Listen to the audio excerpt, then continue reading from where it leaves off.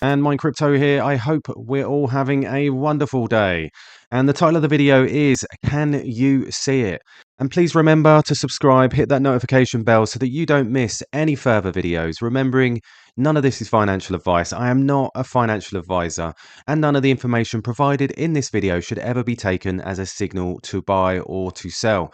But first and foremost, let's look at these crypto bubbles. It's looking rather red. A few coins in the green there. And as we see, we are down 3 ranks to 55, current price $122, with a market cap of $1.47 billion, with a 24-hour volume of $19 million, a lot lower than normal, but we are down 1.1% in the hour, down 5% in the day, and down 10.1% in the week. And we look at our TA via bull shark trading, and as we can see, nice pullback to the top of the wedge, where we had a bullish order block and fair value gap filled. Price pushback up due to entries around both of these areas. Price currently ranging, so we'll need to drop down to the 4-hour time frame to get a closer look. 4-hour time frame, we have local support 122.4 and could see a double bottom pattern form on the test of this price level. A breakdown from here, and we look at a wedge high to hold once more as support. With a continued breakdown there, we look to our buy-in areas as support. Order flow delta is showing us bulls helped price up yesterday, but we can also see a drop in trades and volume. Delta volumes closed at plus 1.17 compared to minus 7.08% from the previous day. Delta volume currently at plus 2.12%, and the volume moves in cycles, and the price generally comes back to fill any imbalances and takes key liquidity levels. This is what makes the market move. This is why we buy at key levels and hold, and it's quite right here. And when we look at these liquidity levels, it's quite important to realize that the market makers know where they are, and this is a signal for people like myself to go away and accumulate a few more at certain levels. So there's the TA. And we move over here. So yesterday I posted this. Some say the token is not needed. Yeah, right. Look at this. Yet another huge text by this private wallet. This is a wallet I've been following for some time, and a transaction of 2,243 quant transacted 2 hours ago, totaling 13,377 quant in 2 weeks. This wallet only holds quant and has no outflows, which basically means it's not a market maker, not looking to move the market in any way. And as we can see, this big climb, this big spike here, then there's further tweets that I've shown here with each and every transaction that I see when I see it. I keep you updated on Twitter. So absolutely brilliant. So I see this tweet here from Core Time Joey. I think it's quite poignant. The only RWA projects I'm touching are the ones prioritized being regulatory compliant with regional legal frameworks. You can tokenize anything in theory, but real world assets cannot be traded freely in the marketplace if they're considered non-compliant assets, aka illegal. Before aped, really do your own research on projects, or you'll end up investing in projects that tokenize turds. And do you know what? He's quite right. And this is what the basis of everything I've ever invested in. I don't invest in things that are just meme coins. I don't invest in things that have hype.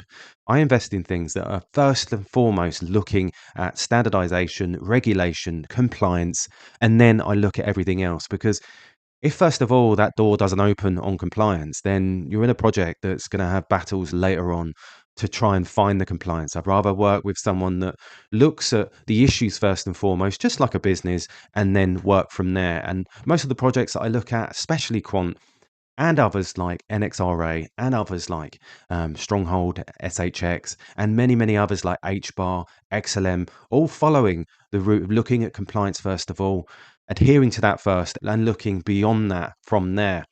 Now, I see this from Construction Trader ETH.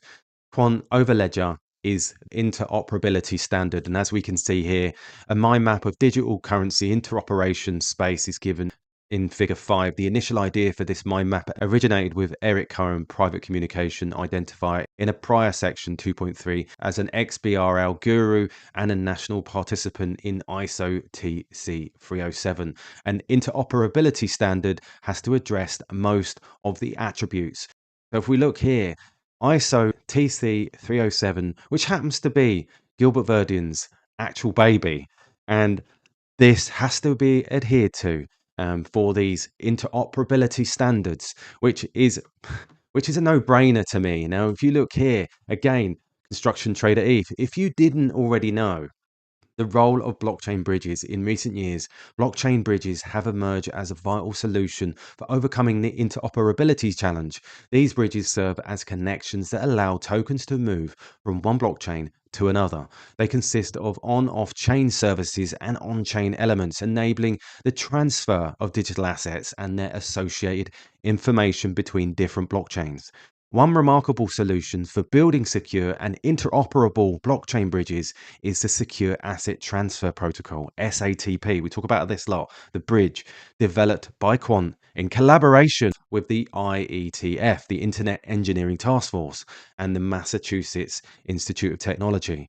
SATP bridges are known for their highly secure approach to connecting blockchains and using standardized, compliant interface and data model, eliminating the need for custom implementations on each distributed ledger technology. Each SATP bridge has gateways connected to chosen DLT networks, open to authorized users, regardless of integrated DLT. So key word there, if we see, is standardized compliant interface, and that really is so important.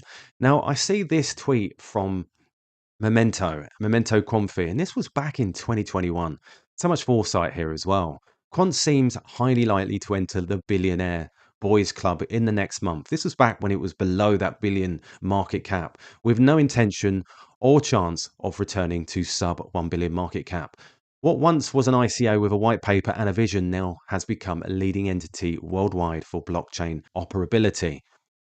I am certain I will never see again anything unfold so perfectly like Quant Network has managed to do. The level of professionalism in their approach is what makes the company so valuable.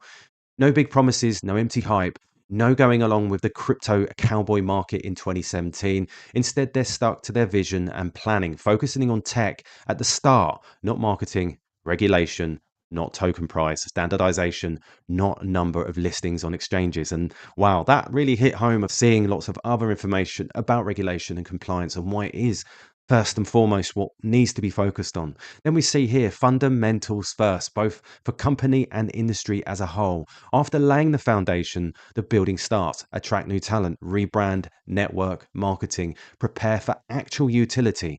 Soon the building will be over and business starts, which what we've seen of recent with all the suite of products that Quant have released over the last couple of months. For an unknown amount of time, Quant will be the only business offering fully regulated enterprise grade interoperability. Banks, financial institutes, governments, large corporations, developers, and individual users to form a network that grows in value with every new participant.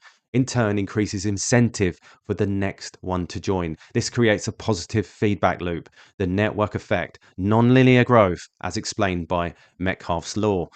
Software as a service, subscription based, Quant token locks up for every new participant, no printing and minting, but only 14.6 million tokens in existence and scarcity driven by utility.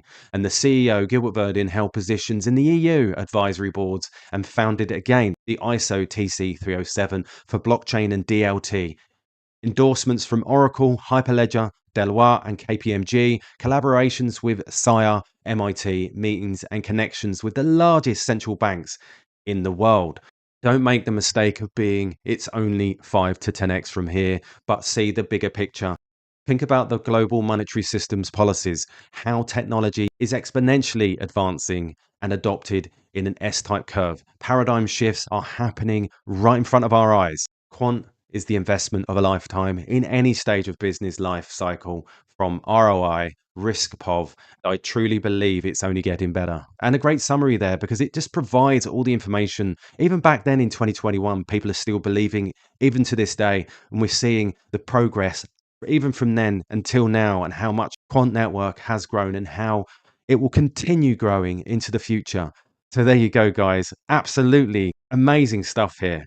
So please subscribe, please hit that notification bell so that you don't miss any further videos. All the best, and I'll catch you later.